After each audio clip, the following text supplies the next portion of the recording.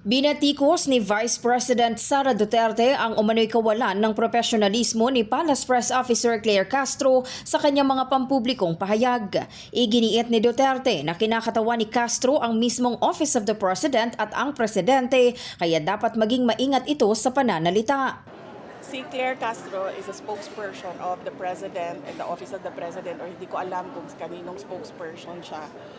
Pero by the fact na spokesperson ka at merong C ng Office of the President dyan, dapat maging professional ka sa mga sinasabi mo. Bilang tugon, sinabi ni Castro na sa gawa at hindi sa salita, nakikita ang tunay na profesionalismo ng isang leader. Ang tunay na professional ay nakikita sa gawa at hindi sa salita lamang. Ako bilang Palace Press Officer ay tumutugon sa aking mandato. Ipamahagi at ipaalam ang mga proyekto at programa ng Pangulo at ng administrasyon at supuin ang mga maling impormasyon. Sumasagot lamang tayo sa walang basehang akusasyon sa Pangulo at sa administrasyon na may bit-bit na ebidensya. Ayon pa kay Castro, sa halip na sagutin ang kanyang mga pahayag, pinipilian niya ni VP Sara na mamersonal at manira ng walang basehan.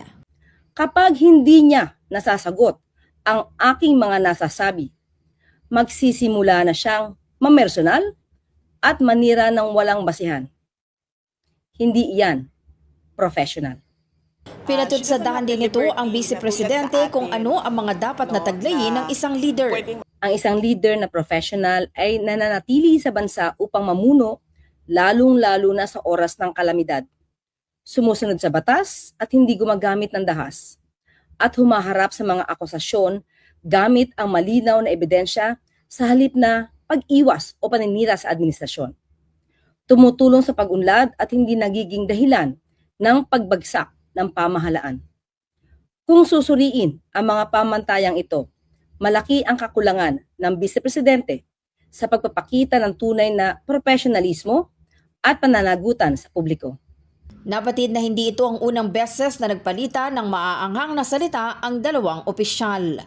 In the heart of changing lives, ako si Brigada Maricar Saragan ng 105.1 Brigada News FM Manila, The Music and News Authority.